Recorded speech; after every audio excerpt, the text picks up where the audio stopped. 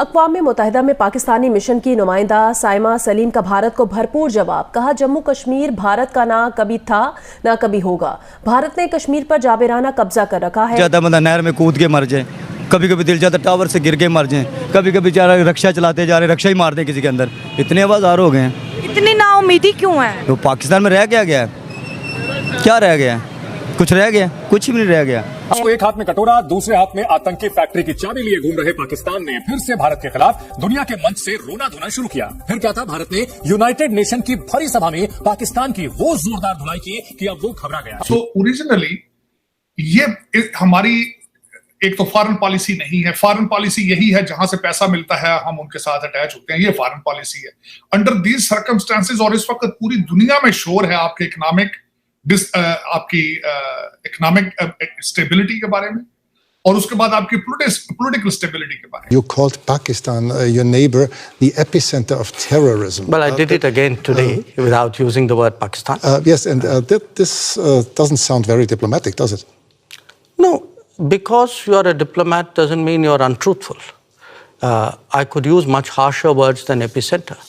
آپ کیسے دیکھتے ہیں, ایک تو لیڈرشپ بھی ہماری امریکہ میں موجود ہو لیکن ڈپلومیٹک آئسولیشن اس حد تک چلی گئی ہے. ڈاکٹر صاحب, ایک بڑی حیرانگی کی بات ہے کہ پچھلے 7 دن سے پاکستان کے جو وزیر اعظم اور وزیر خارجہ امریکہ میں ہیں لیکن کسی امریکی شخصیت جو کہ حکومت میں ان سے ملاقات نہیں ہوئی. پاکستان بھارت کا جو تعلقات ہیں بڑے کمپلیکس ہیں, اور اس میں یہ کہنا کہ پاکستان لے تو لال سے کام لے رہا ہے, یا ہم بھارت کے ساتھ امن نہیں چاہتے, یا ہم تعلقات کو خراب رکھنا چاہتے ہیں, میرے خیال میں یہ زیادتی ہے ایک لحاظ سے. تو آپ لوگ سب جانتا ہے پاکستانی مدد کرتا ہے آتنکوادیوں کو, اور ٹائم آ گیا ان لوگ کو ٹھوکنے کا. اس سے اکتوبر 47 سے لے لیجئے تو جموں اور کشمیر ایک واحد تنازع ہے جو اس وقت ہمیں نظر آتا ہے, لیکن پچھلے 75-76 سالوں میں بہت سے اور بھی ایشوز ایڈ ہو گئے ہیں اس ہمارے بائیلیٹرل ریلیشن شپ میں, جو اریٹینٹس کہہ لیجئے آپ, ایشوز کہہ لیجئے, لیکن بنیادی جو نقطہ ہے یا ڈسپیوٹ ہے وہ جموں اور کشمیر ہی کا ہے. اسی کی وجہ سے ہم نے 48 میں بھی جنگ لڑی, پھر اس کے بعد 65 میں بھی ہم نے جنگ لڑی.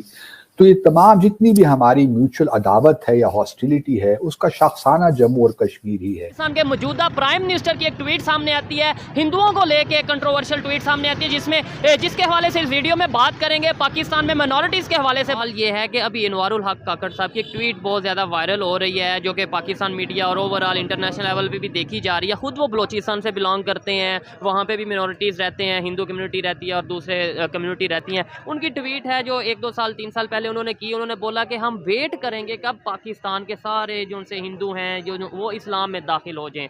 کیا آپ کہنا چاہیں گے اس حوالے سے کہ ایسی ٹویٹ کرنی چاہیے تھی انہیں؟ تو پاکستان کا ایک آدمی ہے امراب الحق, انہوں نے 2-3 سال پہلے ایک ٹویٹ کیا پاکستان کا جو ہندو ہے وہ اسلام میں داخل ہو جائے. INF کا طرف سے ابھی نیوز آیا ہے جو 40 سے 50% آدمی کو روٹی نہیں مل رہی. تو میں اپنے بھارت کے دوستوں سے بھی یہی کہتا ہوں کہ آپ بھلے کچھ بھی کہہ لیں, پاکستان پہ کچھ بھی الزامات لگا دیں, جس نے آپ نے بھی کہا دہشت گردی کے معاملات میں بھی اگر پاکستان کو آپ ایکیوز کر لیں, یہ معاملات ٹھیک نہیں ہو سکتے, نہ ہی ہمارا باہمی اعتماد قائم ہو سکتا ہے. ہم ہمیشہ ایک قدم آگے جائیں گے, پھر 2 قدم پیچھے ہو جائیں گے, پھر معاملات وہیں سے شروع کریں گے جہاں سے ہم نے شروع کیے تھے. تو بہتر یہی ہے کہ بھارت جو ہے وہ پاکستان کے ساتھ سنجیدگی کے ساتھ بیٹھے اکراس دا ٹیبل, اور جموں اور کشمیر کے تنازع کو کشمیریوں کی سیاسی امنگوں کے مطابق حل کرنے کی کوشش کرے. ورنہ یہ ریلیشن شپ جس طرح میں دیکھتا ہوں, میری جو اسیسمنٹ ہے اس کے مطابق یہ آگے بڑھ نہیں سکتا. جو کچھ بھی آپ کر لیں اس میں اب یہ کہنا کہ پاکستان نہیں کرنا چاہتا یا بھارت نہیں کرنا چاہتا, میرا ویو پوائنٹ یہ ہے کہ وقت آ گیا ہے کہ اگر ہم نے, جس طرح آپ نے کہا کنیکٹیویٹی پاکستان نہیں دیتا بھارت کو, اس کی وجوہات ہیں کہ ہم کیوں نہیں بھارت کو ایکسیس دیتے افغانستان پہ.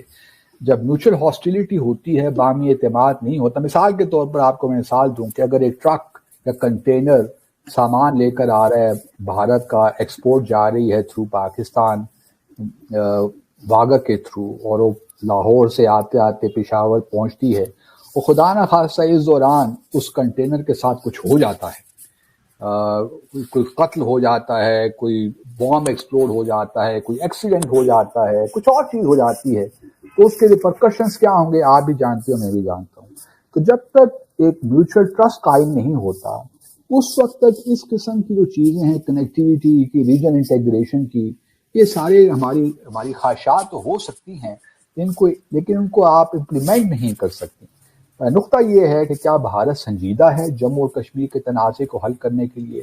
اگر آپ مجھ سے میری ایمانداری کی آنیسٹی سے پوچھیں تو مجھے نہیں لگتا کہ بھارت سنجیدہ ہے. وہ چاہتا ہے کہ جموں اور کشمیر کو اپنی ٹرمز پہ وہ ریزالو کرے, اور اس طرح ہم نے دیکھا 5 اگست 2019 کو بھارت نے یونائٹڈ نیشنز کی قراردادوں کے خلاف, شملہ ایگریمنٹ کے خلاف, لاہور ڈکلیریشن کے خلاف, آپ کچھ بھی اٹھا کے دیکھ لیجئے, اس کی خلاف ورزی کرتے ہوئے جو اقدامات اس نے لیے وہ بالکل غیر ضروری تھے ایک حساب سے.